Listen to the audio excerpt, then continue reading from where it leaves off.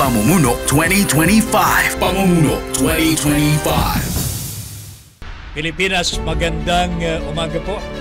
Ito na po ang ating palatuntunang 2025. Ako po si Ben Paipon. Today, mga kabahagi, ang ating panauhing pandangal is a decorated, multiple decorated military official. Yeah. Hindi po maikakaila ang mga pabuya at mga parangal na natanggap po ng ating special guest for today, who is now contemplating to be in the government again. Yes. Not as a military official anymore, but as a senator of the Republic of the Philippines. Oo. Nabanggit mo, Tata Ben, kanina yung mga tinanggap niya, no, ng mga achievements, no, yung mga nakamit niya. I mention lang natin, ano, a recipient of a Medal of Valor. At isa pa, nabibihira sa isang mga sundalo or militar ang pagtanggap ng award bilang ulirang ama. Tama? Di ba, no? Oh. Talagang huwarang ama. Yes. Alright. Oo. Mga kababayan at mga kabahagi, ang ating special guest for today, as I've said, was a former member of the Philippine Military Academy. Graduate po ito ng Philippine Marines. And highly decorated military official. He is a member of the Nacionalista Party, running for Senator of the Republic of the Philippines. At ating pong panauhing pandangal ngayong araw na ito, mga kabahagi, ay walang iba kundi si Colonel Ariel Querubin. Colonel, magandang umaga po and welcome to Pamumuno 2025. Welcome po. Magandang umaga sa iyo, Ben and Beth. No? Yes. At sa lahat ng mga listeners and viewers ng programa ninyo.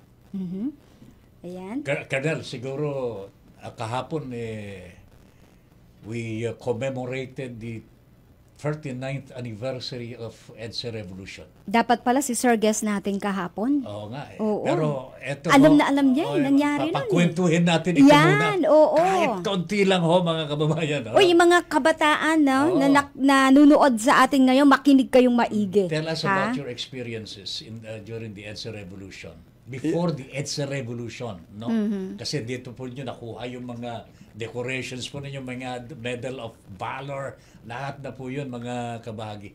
Colonel, please. Yeah, ikwento gusto ko munang batiin yung taong bayan ng isang happy 39th EDSA anniversary. Ito lang po yung pwede ko rin maibahagi kasi ako nalulungkot lang dahil it was a God-given bloodless revolution, na tinatawag nila. Pero na-achieve ba natin yung dapat natin na ma-achieve? Yeah. Alam nyo, sa personally kasi nakita ko naman, hindi tayo, na-miss natin yung opportunity na magkaisa tayo. At although sa armed forces, nawala na yung mga partly nawala yung corruption na yan, naiayos na yung mga patakbo, yung mga overstaying generals, nawala na lahat.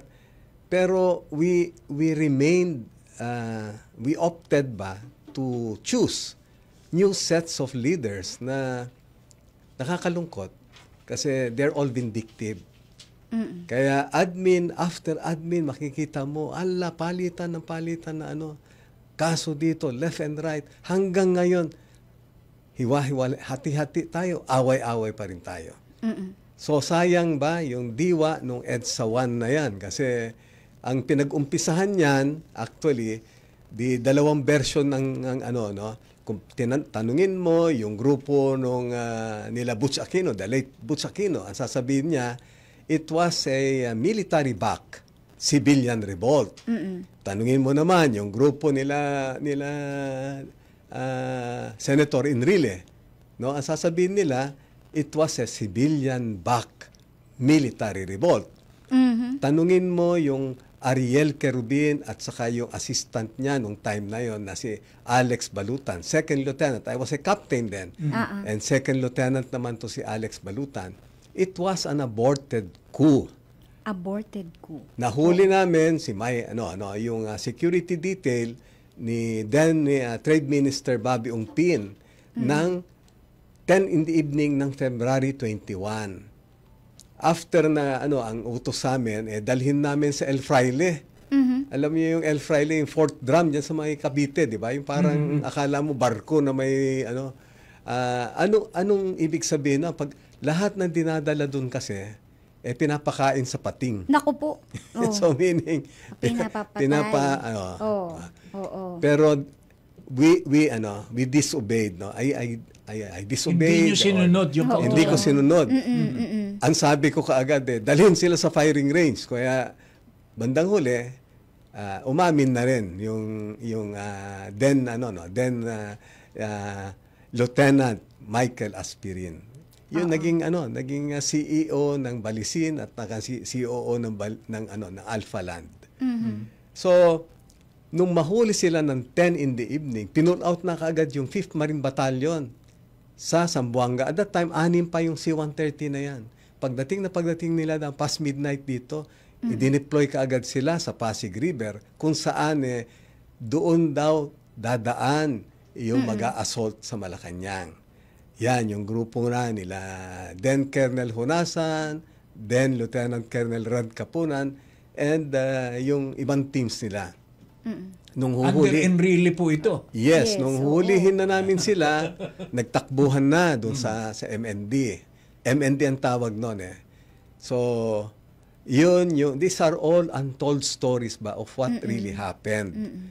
So right after na umalis na si Apo, no, ng February 25. Pinag-report ako ni Colonel Greg Hunasan sa MND. Anong magkita kami, niyakap niya Ministry of National Defense. Yan po ba yung MND? Yeah, Ministry of National. So, niyakap niya ako, kinamayan niya ako, tapos sabi niya, Ariel, thank you very much, no? It was a blessing in disguise. Had you not arrested Mike Aspirin, we would have all died. Totoo talaga. Kasi pagpasok nila ng Malacanang, naandun na. Naandun na yung mga tropa na talagang... Talaga ba bubombahin na po yung crowd noon? Oo nga, di ba? Yun ang kinakatakot ng marami ito yung nakakaano kasi I was just reading a post about a general naman na he became a general dahil dun sa EDSA Revolution. Kasi kasama ko siya. He was my brigade commander in Palawan, he was my brigade commander in Bicol. At nung time na yan, kasama ko siya. And dito, sa nabasa ko, ang sinasabi nun he was ordered daw to fire mortar rounds, no? Doon sa Krame. Ang sabi niya, he defied the orders. Alam mo, sabi ko, ako nando sa tabi niya Ang nag-defy, yung inutusan niya. Tama. Inutusan niya yung 3rd Marine Battalion ng acting naman na commander, XO niya, was Major Cesar de la Peña. Yung isa naman, yung 5th Marine Battalion na galing sa Zamboanga, ang commanding officer naman was Major Conrado Cueto. Bakit kamo dinify nila yung orders ng General Balbas? Kasi in-interview ko itong dalawa dahil I came out with a book. Tinanong ko, Sir, sabi ko kay Major de la Peña, ba't hindi ka, sir, sumunod kay General Balbas? Nasa tabi ko nung inorderan ka Alam mo, Ariel, paano ko susunod? Si Ma'am Susie mo naka-duty sa Camp Crame Hospital. Ibobombahin ka mo yun. Palalagay sa asawa niya, nandun. Oo. Tinanong ko naman yung Major Conrad Cueto bago siya namatay, no? So, sir, sabi ko, curious lang ako kasi I was with General Balbas, then Colonel Balbas. Nung inorderan ka rin na magpatak na mortar, ang dami mong dahilan parehas kayo ng dinahilan ni Cesar, ni Major de la Peña. Sabi niya wala pa yung base plate, hindi namin makita kasi yung base plate daw ng mortar hindi namin alam yung grid coordinates, kung ano mga dinahilan. Sabi na ni Major Cueto sa akin, Ariel, ano ka ba? 'Di ba ang ano no, ang asawa ko anak ni General Benadas, ninong ko si FBR. Ibabombahin ko ba 'yon? Tama, oo. So, these are all untold stories ba na during that time it was only Apo at saka yung si General Tadjar na boss ko ba na they're all professionals kasi nung nag-decide si General Tadjar na i-lead mismo yung mga tank ba, column of tanks. Ayan, oo, na, yung nagmarcha, yung mga tangke lahat no? Ang dami nun. Ang sumalubong dyan sa amin, sa EDSA shrine na yan, alam mo kung sino? Director Mar Santiago, si Mar Santiago. Ting Wangko, and then mga nuns, di ba? Yes. Anong nila sa akin? Anong sabi ni Director Mariano Santiago? Sabi niya, Ariel, Cavalier, sabi niya, sama ka na sa amin. Kasama ko si Gerald Tadjar noon. Di ba, may tangke doon. May mga pictures pa yan eh. Yes, Apo. Pag nakita niyo yung picture na yun, andun, ako yung bata pa ako. May buhok pa ako noon. Sabi ko kay Sir Mar, Sir, ako po ang nakahuli doon doon sa security detail ni Kasi ang niya sa akin, huwag kang magpapaniwala sa propaganda. Pinapakita nila, nahuli yung Dick Morales, nahuli yung Jake Malahacan, nahuli yung Solito Arumin, yung Brillantes. Propaganda lang yan. Hindi talaga, walang coup, ganyan. Yeah. Sir, sabi ko, ako po ang nakahuli. Siya mismo. At they were supposed to abduct Admiral Ochoco and General Tadjar. And I presume there were similar operations din na gagawin to abduct General Ramas ng Army, General Picho kunwari ng Air Force, and then even yung sa PNP, di ba?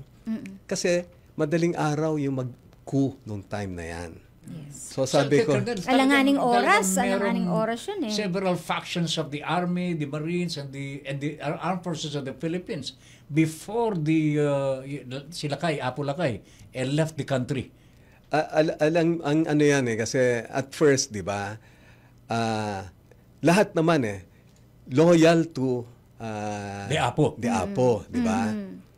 Yung breakaway group na yan, maano rin natin, let's put it in the right perspective kasi kumbaga sa ang sinasabi nila, EDSA revolution na yan started ba with the death of Ninoy, 1983.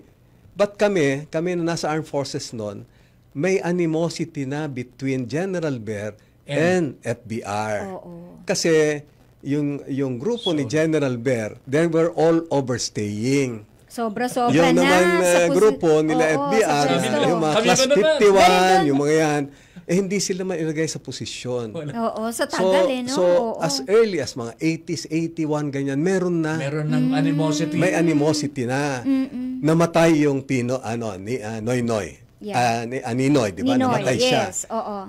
Nagkaroon sila ng pagkakataon ngayon, nasakyan yon. Ito na yun. The vehicle for the So now, kung titignan natin, even yung sabi nila na nandaya si Apo, sino yung nag-lead ba dun sa walkout ng Namprel na nagbibilang? Di ba, certain Linda Kapunan ng Namprel? Sino siya? Di ba asawa ni Colonel Kapunan? So meaning, ay, nako ha? They were really, yes. inaano na nila na they were fomenting, yung talagang galit. Andun na yun. Andun na nasabay lang. Anyway, Colonel Garrido, magbre-break lamang po tayo sandali. At mamaya po, idudugtong natin yung kwento sa kayo naman po ang nag-initiate ng coup d'etat after martial law. I mean, after the EDSA Revolution. Nung nakaupo na. Sa kwento natin sa EDSA Revolution. So, yan po mga kabahagi ay sa inyo. Pagkatapos po ng ilang mga paalala, Beth, meron mamaya merong mga messages babasahin natin, and mamaya rin po itatanggap tayo ng ulat mula sa mga kabahagi natin mula sa Dagupan at sa Legazpi. Pero magpo-pause muna tayo for a break Mga kabahagi, wag ko kayong aalis, magbabalik ka agad ang Pamumuno 2025. Pamumuno 2025. Pamumuno 2025. pagpapatuloy po ang ating Pamumuno 2025. Ako po si Ben Paipon at syempre si Miss Met Mignon. At ang ating pong special guest for today, senatorial candidate Colonel Ariel Querubin. Yes. Colonel, kanina po pinagkukwentuhan po natin yung experiences po ninyo. Ang totoong nangyari sa EDSA, no? Alam po ng taong bayan na kayo po nagkudita after the Cory assumption to the presidency. Naging presidente po ang ating Cory Aquino pagkatapos ng EDSA Revolution. After that, nagkudita po kayo. Bakit? Ayan, oo. Bakit po? Yeah, well, let us put it in this kasi perspective. Yeah. Mga bata kami noon, no? We alam mo yung fire of youth kung tinatawag nila at saka Ilan taon na po ba kayo nung idealism. Revolution? Well, nung tinamaan ako, namatay tayo kasi Almost namatay died. talaga, namatay no? tayo. I was brought to the morgue of Quirino Labor Hospital. I was clinically dead. I was 33 years old. Oh my Bata goodness. pa. Tuloy po ninyo. So, nung nangyari, yung I'm seeing EDSA, a rejuvenated Yeah. Ariel po. 30 Totoo. years old ako noon, nung EDSA Revolution But na yan. that was the age of Jesus Christ. Yeah.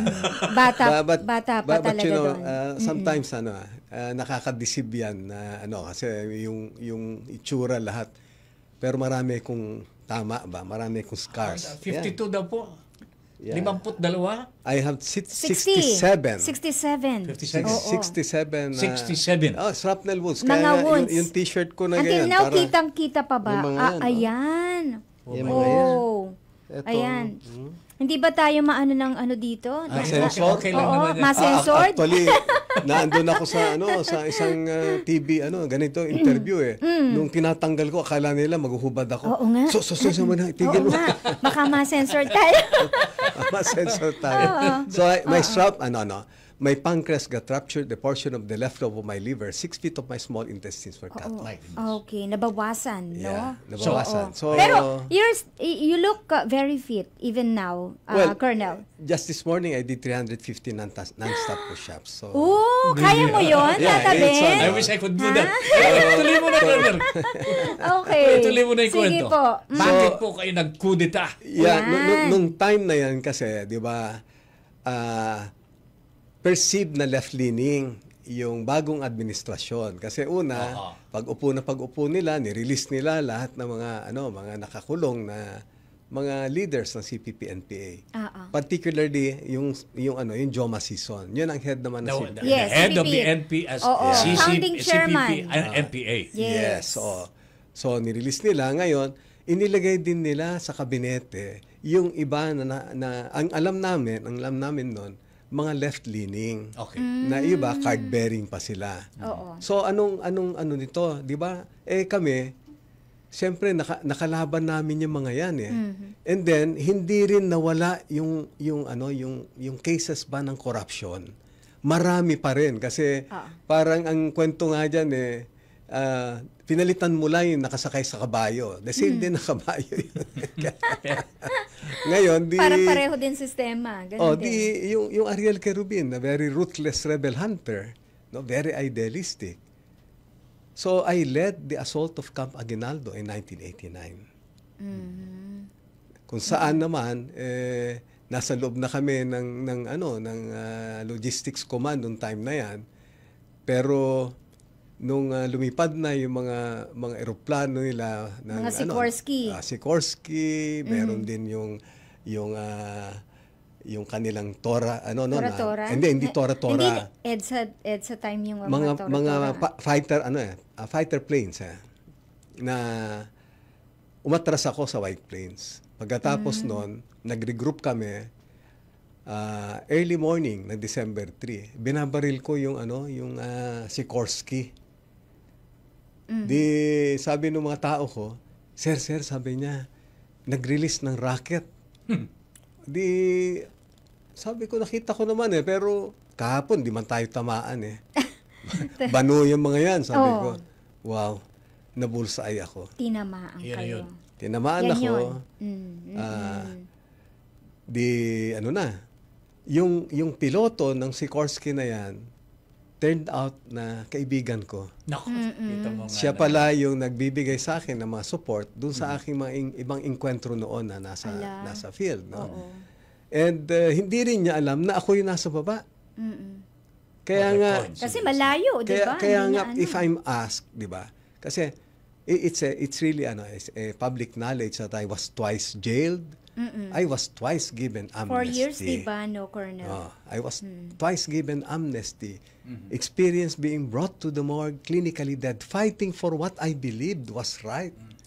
I fought against corruption. Opo. No? I fought against what I believe was, left-leaning na na I wanted ba na ituwid yung patakbo ng gobyerno. In that coup d'etat, Colonel, were you operating on your own?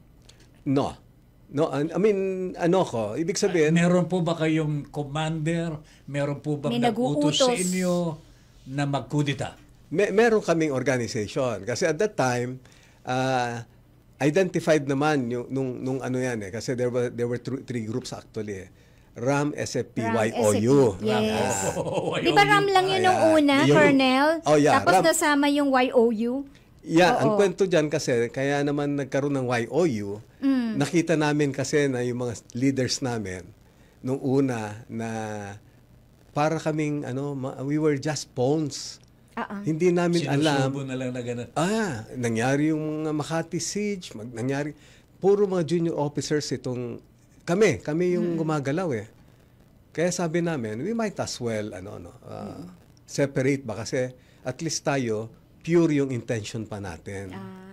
Kaya yung Young Officers Union, nabuo yan. Yun, doon nabuo. Mga Yeah, youth. At ito po yung nagtaguyod po ng coup-d'etat. Yeah, co-founder na ako ng Young Officers I see. Union. So, yung mga naman, no? Ang tawag, we never call it, in my case, no? Hindi ko tinatawag na coup, ganyan. Military exercise ang tawag ko. Aba, parang yung nadidinig natin na Alright, mga mula anyway. sa iba. Military exercise. Mamaya po, dadako na po tayo Yes. dito sa mga talagang issues na dapat pong tugunan ng ating special guest Tama. for today. The reasons why he's running for senator, A senator. sa May 2025 elections. Yan. Mamaya po yan sa pagbabalik po ng Pamumuno 2025. Pamumuno 2025. Pamumuno 2025. Colonel Ariel Querubin, senador po ng Republika ng Pilipinas. Colonel, bago magtanong si Met, gusto ko lamang pong itanong po sa inyo as a decorated officer of the military. Nakikita po ninyo kung anong nangyayari sa West Philippine Sea. Yung blatant aggression or aggressiveness of China over our territory. If you were given the chance to be one of the council members siguro ng Westcom, yung national security po dyan, ano po ang nasa isip ninyo na dapat pong gawin para man-neutralize ang aggressiveness ng China? Ganun ako pag napapag-usapan to, no. Umpisahan ko yan kung yung parang history, no. Ang nagbabantay ng West Philippine Sea, Marines yan, no. Marines talaga. Dati na, Kami oo. yung mga naandyan. Oo. Ngayon, 1985, pinull out yung Marines dyan sa Palawan, yung yung 2nd Marine Brigade, no? Dinala ngayon yan sa Bicol kasi lumakas yung NPA sa Bicol. And yung Marines, it's an effective maneuver force. So pinull out siya. Ngayon, ang pumalit yung Naval Construction Brigade. Ngayon, bumalik ako dyan sa Westcom, Western Command. Naging intelligence officer ako dyan, naging operations officer command, parang operations officer ng Western Command. And then later on, I became battalion commander ito yung bago ako pumunta ng Central Mindanao kung saan ko nakuha yung Medal of Valor ko. Yung liberation ng Kauswagan na yan. 1999, yung tropa ko naka-encounter ng CPP-NPA sa Quezon, Palawan, sa western, no? Southwest ng Puerto. Ngayon, yung laptop na na-recover namin dyan, hindi namin nabuksan initially. So, pinadala ko dun sa Solcom. Sila pa ang nag-check. Hindi rin nila nabuksan. Okay. Manila, dinala daw sa Manila. Pagbalik sa akin, nabuksan na. So, inanalyze namin ng Ano gusto. po ang laman? Ang nakalagay doon, strategic plans of the CPP-NPA. Ang unang-una is strengthen foothold along the shorelines. Aba. So parang So, plano Ano pala to? ito ng CPP. Yes. So, ibig sabihin parang isang, ang bansa na yon ngayon, na sinasabing kumukuha or nag-aangkin ng West Philippine Sea, ang ganito nasa yan. likod. Kasi, Parang ganun. Ang nasa Ha? likod pala nito eh. Oo. Noong 1995, nakuha na ng China yung Mischief Reef. Naku. So, hindi naman kailangan ng matalino na mag-assess Analyze. pa kung ano yan. Ah. Ibig sabihin, it has something to do with that Mischief Reef. Kasi Mischief Reef was a very, very ideal transshipment Yes. point for firearms, for drugs, illegal drugs, and even smuggled goods. Kasi balita naman na merong mga scalawag sa PLA, sa People's Liberation Army. Correct. Oo. Ano yung CPP-NPA? Kung ang CPP-NPA ngayon galit sa China noon, ano man sila? Kakampi. Kasi Mao-oriented. Isang Mao-inspired. communist rebels po eh. Yes. Oo. So China ang ano nila, no? So, Maoism. kumbaga sa ano eh. Oo. Ngayon, ano naman itong mga secessionist group natin? Yung MNLF, allegedly, yung mga armas nila nanggagaling sa Pakistan. Surrogate of China. Oo. Magkaano rin. So makita ninyo kung paano deliberately na ginawa ng China na guluhin tayo internally para mawalan tayo ng focus dyan sa West Hindi Philippine na natin Sea. pansinin. So Oo. lahat ng mga modernization na yan napunta sa ground force, no? Oo. Pero napabayaan natin yung Air Force, yung Navy, yung Coast Guard, yung mga security and defense forces na Yes. dapat nangangalaga ng West Philippine Sea natin. So, ano ngayon ang nangyari? Dahil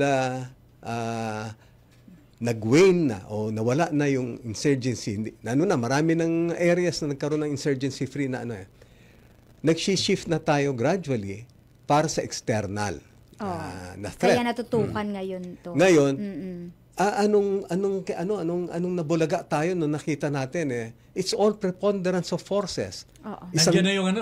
Meron na sila. 100 yung Kompleto na ang Chinese kanilang vessels, puwersa. tayo Oo. 3, 4. At saka No, yung nakapag-ano sila, ha? Yeah. Meron silang sariling mga So, landing doon. anong gagawin natin? So, sa ngayon, wala tayo, we are left with no other option than really to be, to file cases ba, to have this problem resolved ba through diplomatic solution. Diplomatic nga ba? Ngayon, sa nangyayari din na pagka binubuli ka, wala ka rin magawa, kundi you look for a big brother na sasandalan mo. Mas malaki So ngayon sa'yo, yan, mas ganun ang sitwasyon natin.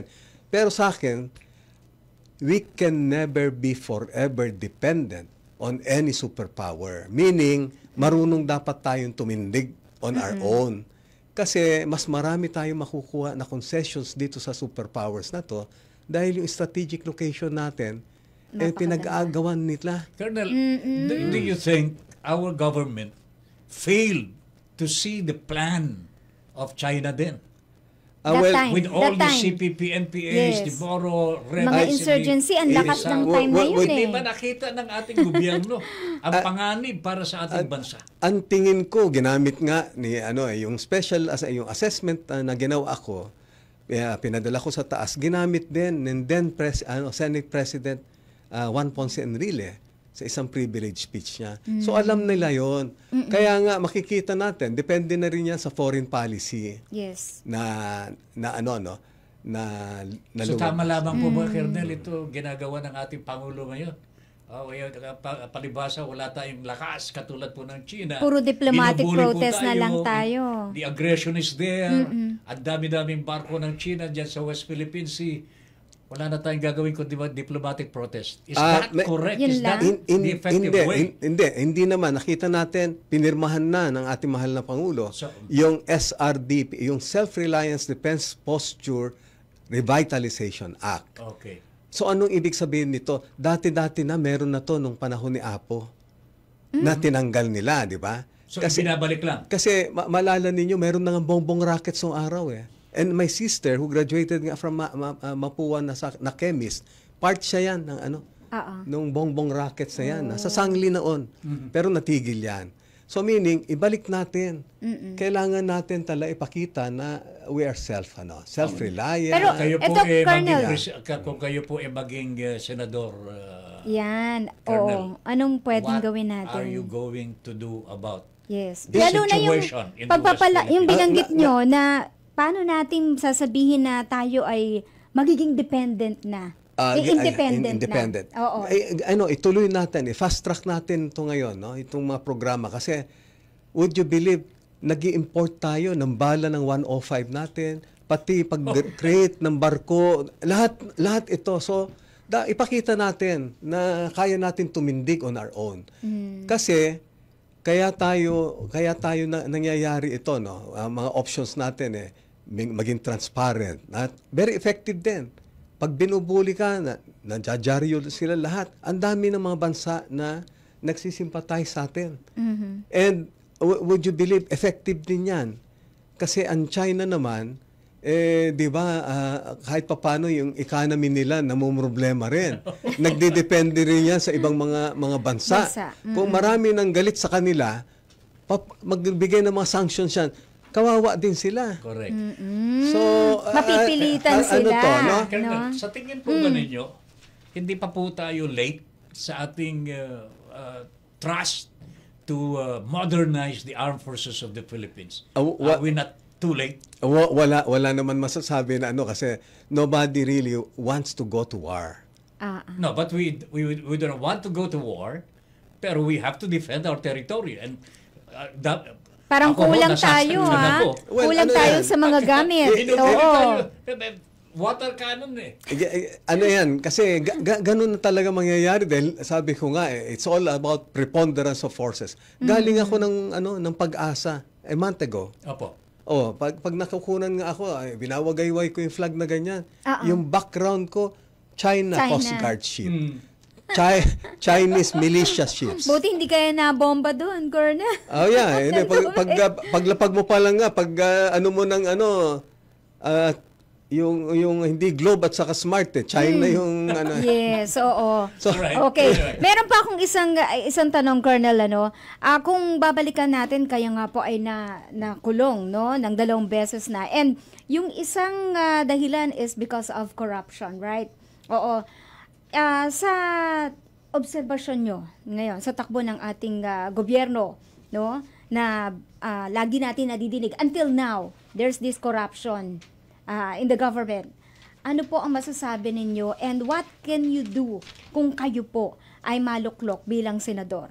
Ganito yan, no? Tama rin lang na natanong ninyo yan, Net, no? Kasi ano ba nagtulak kay Ariel Querubin na tumakbo uli?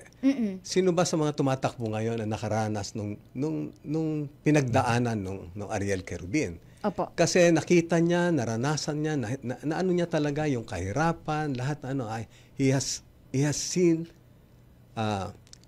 all the lahat ng kasi tumira ako sa Jolo, Basilan, Tawi-Tawi. Tumira rin tayo sa Zamboanga del Norte, Zamboanga del Sur, Lanao del Norte, Lanao del Sur. Napunta tayo ng Southern Palawan, Bicol, Camarines Sur, Camarines Norte, Central Luzon, Bataan at saka Zambales. Naikot na. Yeah, ano ang common dito sa lugar na to, di ba? Insurgency.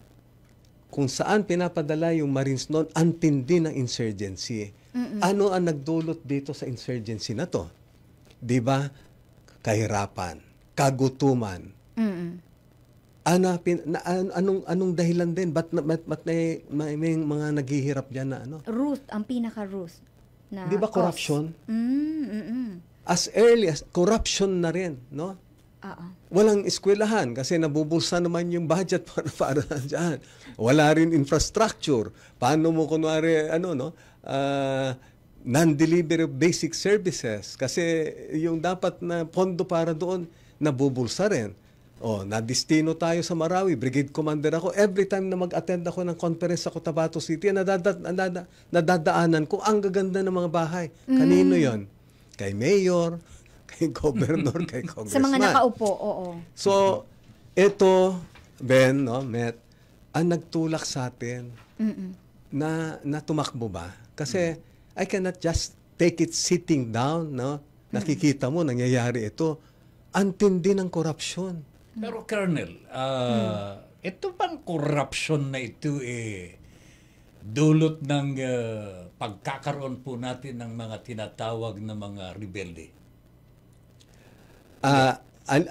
Or itong rebelde o itong mga NPA na kumakalaban sa ating gobyerno, ito po ang kumakalaban sa korupsyon. Pero ito ang pinipigil ng ating gobyerno. Ito pumipigil sa korupsyon na nangyayari sa ating pamahalaan. Ito ang kinakalaban ng ating gobyerno. That is the question now for me, to you as a senatorial candidate. Do you favor that NTF-ELCAC will continue? Sa akin, yung umpisa pa lang yan, parte na ako dahil I came from the corporate. No, I came from the corporate. Alam ba ninyo, nung nagtayo kami ng mga industrial hubs all over the country, natulungan namin yung NTF-ELCAC. Kasi yung NTF-ELCAC na yan, it's a whole of government or whole of nation approach. Kung saan, akala natin noon kasi, military solution lang lahat ito. Hindi pala. Kailangan mong i-involve lahat ba? So, effective yan. Ang gusto ko lang malaman din, dahil may budget. Again, ang budget, ang budget na pinag-uusapan. Meron pa rin siyang, kahit anong gawin mo, maging transparent din sila. Kasi ang laki ng budget na nabigay. Pero maganda maganda na i-form nila noon. Yeah. Very effective. So, ako, nag-appear nga ako sa Congress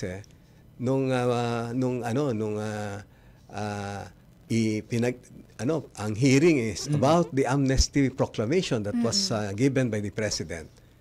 So, ang tanong ko nga sa kanila, ba't ako? Sabi nung chairman, sir naman, 2 beses kayong binigyan ng amnesty. So, you are an authority. Well, would you believe, pagdating ko ron, ako kaagad pinagsalita. Wala naman akong prepared na statement kasi 10:00 ako ng gabi na sinabihan. So, I was pointing at the direction of our enemies. Sabi ko, alam natin kung sino yung mga yun, yung mga left-leaning na congressmen. Sabi ko, they are now my friends because I became a rebel myself.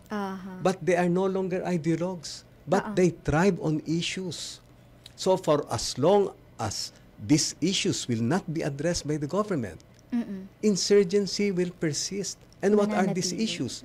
Corruption, non-delivery of basic services, social injustice, unemployment, poverty. Di ba? Alright. Magpapatuloy talaga yan. Yes, magpapatuloy. And the best antidote to insurgency, violent extremism, and even terrorism, it's good governance, aided by a well-disciplined men in uniform.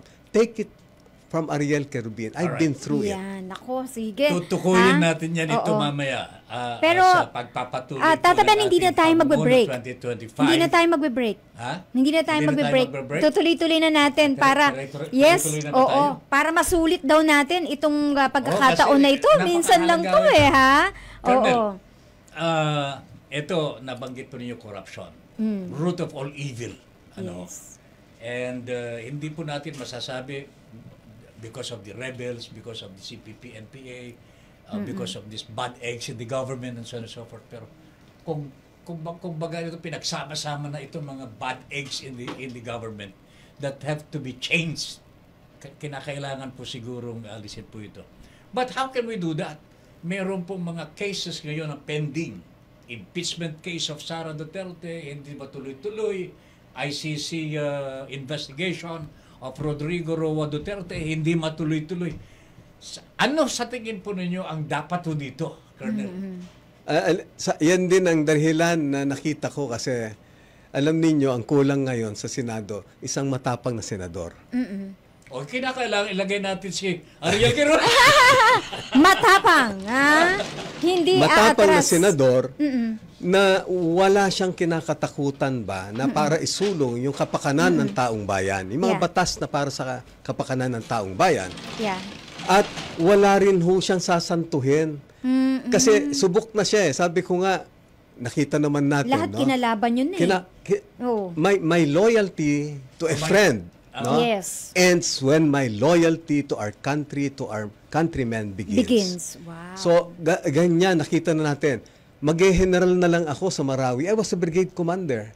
I would have been the first general in my class. A class that produced 2 chiefs of staff. Apo. Anong nangyari no? 1 linggo, 2 linggo, general na ako. Oo. Pero I stood for my men who were allegedly ordered to rig the elections. So I was jailed 4.5 years. Na ano tuloy yung na-abort ang inyong pagiging general, ano? Well, ano naman din, no? Kasi sabi ko, Hindi ka naging general, ano? yeah, dahil nga doon. Pero God has a purpose really, no? He took away my freedom for me to realize that career is not everything in life. I have 7 children to take care of. So Opo. yung pagkakakulong ko, Oo. I became close. As days turned into weeks, weeks turned into months, months into years, I became closer Oo. to my children. Kaya yung nasabi nyo kanina, Oo. na ulirang ama, yun na yan. Doon na nag-umpisa naman yun. Alright, Okay. Kamali met. Oo. May mga comments dito, Tata Ben, pero siguro mas Bago maganda. niyan. Okay? Bago niyan. Oo. Siguro hihingin na natin kay Colonel. no? Yan, Because oo. this is the most opportune time for you to talk to the people. Yan, kausapin nyo sila. Alam ko pong ang hangad po ninyo ay marubdob ng gagaling po sa kaibuturan ng inyong puso. Yeah. And we also see the need for a leader in the Senate. Not only in the Senate, but in the government for that matter. That is why the President is, I think, contemplating on revamping the cabinet because nakikita po niya ang kahinaan. We need leadership. Kausapin po ninyo ang ating mga kababayan, Colonel. Tell them, ano ba ang gusto nyong gawin kung kayo po ang maging senador? Well, hindi naman natin to naandun naman no sa aking palagi nababanggit. Yung platform na sinasabi bet ko no para hindi natin makalimutan. Bet ko, B-E-T and then K-O, no? Yung B stands for busog na tiyan. Yan yung mag-address ba sa problem natin sa inflation na yan. Yung E naman is dekalidad na edukasyon. At yung T, ito yung trabaho at kita. At pwede mo na rin idugtong yung teritoryo at seguridad. Yung Ko, ito ngayon yung talagang napakatindi na corruption, lalabanan natin. No? Yan. Yung corruption na yan, nakita na nga natin, kailangan lang talaga ng lahat ba sana, kung kakayanin natin, be transparent, no? Matagal na yung customs, for example, na gusto maging automated lahat ng transaction. Walang human intervention. Bakit hindi na isusulong yan? So, ganun lang. Sa Baguio City nga, automated na lahat na ang ganda. Pwede naman palang gawin. So, yan yung unahin natin siguro na sa batas ba. And then, kailangan natin na isang matapang na senador na kayang magpakulong ba ng mga smugglers, kayang magpakulong ng mga hoarders. Kasi, ang investigasyon nila, pag nabangga nila yung may isang tao na malaking pangalan, atras na sila, nachochope na. So, yan ang problema natin ngayon. Matapang lang sila pagka yung personal na agenda nila o interest nila ang sinusulong. Pero pagkakapakanan ng taong bayan, hindi na nila naiisip ba? So yan ang kailangan natin sa Senado, no? Isang bayani, no? At isang sundalo ninyo sa Senado. Yan ang yung Ariel Querubin, number 52 sa balota. Ayan. So, Yan. wag niyong kakalimutan, ha? 52. 52 sa Ganda ng balota. sinabi ni Colonel. Yes, oo. Parang naluluha na ako. Oo. Sana, Kasi no? Matuloy. nararamdaman ko yung kawalan ng talagang liderato eh. Correct. I mean, Oo. I think this is the crux of the matter, Colonel. Wala talagang yung matapang na leader na sasagupa sa demonyo. Demonyo is corruption, di ba? Yeah, Yes. yeah. Okay, sige. Eto na, basahin na natin itong mga pinahatid ng mga kabahagi nating nanonood ngayon. By the way, nakita ko ang ating kabahaging si Ernesto Kagitla nanonood sa atin. Okay, eto si Ronald Alan Mamalateo Acosta. Colonel Kerubin, ang dapat maluklok sa Senado, may sapat na kakayahang maglingkod sa bayan. Ayan, Ronald, thank you very much. At ito, avid listener mo to, Tata Ben, Belito Rodelio Militante. I'm one of the followers of Sir Senator Ariel senador Kerubin. na talaga. I just want to ask, if you win as senator, what law will you promote for corrupt politicians? Because corruption is the obstacle to development of our country. Ayan. Can I answer? Anong batas? Yes. Ha? Yeah, Yes, please. sabi ko nga, I am against the death penalty. Pero kung may magnakaw, panukala natin. Anyway, pagdidesisyonan naman yan kasi sa Senado, there are 24 diametrically opposing ideas. So Yes. you just have to convince them. Pero ako, ipapanukala ko, pag nagnakaw ka ng 5 million, putulin yung kamay mo. O, pag nagnakaw ka ng... May halaga? nagnakaw ka ng 10 million, paa mo. Okay. Pag nagnakaw ka ng 50 million, Ano na? gayahin natin yung nangyari kay Lim Seng, di ba? Lim Seng, the first Chinese drug lord. Di ba? After that, nawala... Firing squad, di ba? Firing squad. Ayun. Firing squad sa Luneta. Public talaga para Di ba? makita Sa nila. Luneta yun eh. Oo, ayan. So, babalik natin ang death penalty pag Akala ko- nagkagayon. Hindi naman, kasi sa atin, naging tayo, nakulong tayo, lahat na, Hindi naman, ibig sabihin, yung death penalty, para naman sa, kumbaga, ginawa mo ng batas yan, marami rin nakakulong na experience ko nga, na inosente sila. Baka naman yung mga pinapapatay mo na death by silya electric, inosente. Inosente. Syempre. Dapat Maayaw hindi. lamang po yung iba, Oo. Colonel, because our even justice system today is also, kumbaga, weak. Yeah. Meron Yan. din pong pagkukulang kanya. Medyo yung iba ayaw po ng death penalty. Anyway, po. Pero yung magnakaw, madali lang ma-determine yan.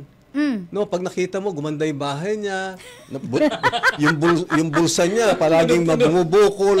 Tapos ang posisyon na katumbas, ganun lang ang sweldo, 'di ba no? Ayun. Meron pa yata Okay. Peter Yes, meron Quintana. pa.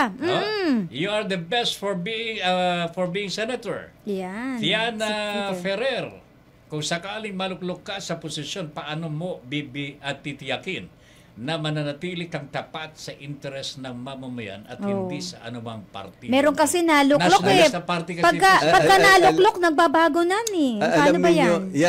Yan yung mga nagsasabi ng mga kaibigan natin na, Ariel, sayang naman, you have maintained a good name ba? Pero you might be eaten up by the system. Yes. When I graduated Eaten up by the system. Yun, when I graduated kinain. from PMA, 1979, I didn't know na yung nilagay ko doon sa yearbook, it was a Bible passage, but I wanted that to be my guiding principle. And what was that? Later on, nalaman ko lang na Bible passage. A good name is rather to be chosen than great riches and loving favor than silver and gold. Ayun. So mananatili Tandaan ko yan, ninyo, ha? Colonel. So meaning, hindi, ako ba, pag nagsenador, inalagaan mo yung pangalan mo na ilang taon na tapos pagdating mo ron, will you allow your name to be tainted? Of course not. Of course not. Mark Reyes, Colonel Kerubin, idol ko po kayo. Sana hindi nyo kami bibiguin kung sakaling kayo ay maluklok. Wow. Ayan, sigurado. Kasi pagka tayo, pinalad tayo, makakasigurado sila yung Ariel Kerubin, hindi magnanakaw kahit na 5. Ayan na. Oo. Mababawa. Talagang tatanggalin na ang mga magnanakaw sa gobyerno. I-acknowledge po pala Sa natin. ngalan din po ng ating mga kasama po sa technical department. Yeah. Sila engineer, andyan. Sa pamuno po ni Engineer Dave. Yes, Thank you very ayan. much. At ang ating mga estudyante, nandyan po sa technical department. Si Lisel nandito sa mismo. production site po natin, nandyan po ang ating napakasipag na production staffer si Ann Go. Yes, Miss Ann. Oo. At saka yung Ang manager dalawa niya natin. kasama, si Serge Ah, and si Serge. Fifi. Fiana. Yan. Oo. So, nandito si Lisel. Okay, thank you Oo. very much. Si Sir Ram, syempre, Ram, ang ating of course. manager. Ha? Thank you Okay. very much So, po sa inyong lahat. Colonel, we would like to extend our thanks to the management. Maraming salamat. Gratitude for your coming here. Maraming salamat. At hangad po namin na magtagumpay po kayo at harinawa, makatulong po kayo sa pag-unlad naman po ng ating bansa Yan. at paggalaw ng kabuhayan ng bawat Pilipino. Colonel, thank you very much for coming. Maraming salamat din salamat po. po. Thank you Yan. very much. Okay. Alright. So, dyan na po nagtatapos ang ating programa ngayong araw na ito. At bukas, meron pa tayong panibagong i-feature din, no? Na tumatakbo rin po, no? Sa nalalapit na halalan. Ako po ang inyong lingkod, Met Sanding Minion. Ako po naman ang inyong kabahagi sa Himpapawid, Ben Paipon. Thank you very much. Hanggang sa muli. Pamumuno 2025. Pamumuno 2025.